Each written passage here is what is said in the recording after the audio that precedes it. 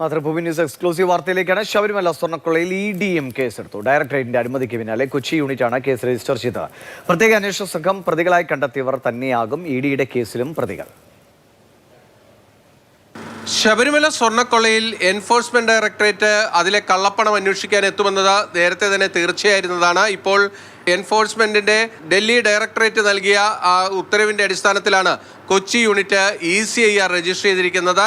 ശബരിമല സ്വർണ്ണക്കൊള്ളയിലെ SITയുടെ FIRൽ പ്രതികളായിട്ടുള്ള 15 പേരാണ് ECIRലും പ്രതിസ്ഥാനത്ത് വന്നിരിക്കുന്നത്. അതിൽ ഉണ്ണികൃഷ്ണൻ പോറ്റിയുണ്ട്, A പത്മകുമാറുണ്ട്, N വാസുണ്ട്, 2019 തിരുവിതാംകൂർ ദേവസ്വം ബോർഡിലെ മറ്റംഗങ്ങളുണ്ട്. ഈ കേസുമായി ബന്ധപ്പെട്ട പ്രതികളുടെ മൊഴികളുടെ പകർപ്പിന് വേണ്ടി SITയെ സമീപിക്കും. ആ മൊഴിപ്പകർപ്പുകൾക്കൊപ്പം തന്നെ അവർ പ്രതികളുടെ വീടുകളിലടക്കം പരിശോധനയ്ക്ക് പോകാനുള്ള സാധ്യതയുണ്ട്. ദേവസ്വം ബോർഡ് ആസ്ഥാനത്തേക്ക് തന്നെ എപ്പോൾ വേണമെങ്കിലും ED കടന്നു ചെല്ലാനുള്ള സാധ്യതയാണുള്ളത്. അതോടൊപ്പം തന്നെ നമ്മൾ കരിവന്നൂർ കേസിൽ കണ്ടിട്ടുള്ളതാണ്.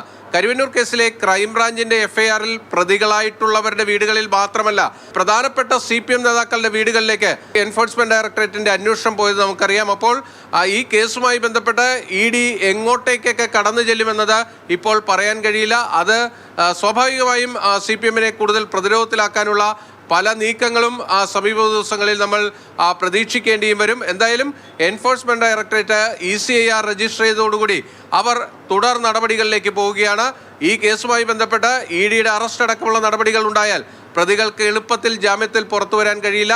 അതോടൊപ്പം തന്നെ അവരുടെ സ്വത്തുവകകൾ അറ്റാച്ച് ചെയ്യുന്നതടക്കമുള്ള നടപടികളിലേക്ക് കൂടി എൻഫോഴ്സ്മെന്റ് ഡയറക്ടറേറ്റ് മുന്നോട്ട് പോകും. കാരണം ഈ സ്വർണ്ണക്കൊള്ളയിൽ കള്ളപ്പണ ഇടപാട് നടന്നിട്ടുണ്ട് എന്ന് EDയുടെ പ്രാഥമിക അന്വേഷണത്തിൽ തന്നെ കണ്ടെത്തിയിട്ടുണ്ട് എന്നാണ് അവർ ഹൈക്കോടതി അടക്കം അറിയിച്ചിരിക്കുന്നപ്പോൾ അതിനനുസരിച്ചുള്ള തുടർ നീക്കങ്ങളായിരിക്കും എൻഫോഴ്സ്മെന്റ് ഡയറക്ടറേറ്റിന്റെ ഭാഗത്ത് നിന്ന് വരും ദിവസങ്ങളിൽ ഉണ്ടാകാൻ പോകുന്നത്.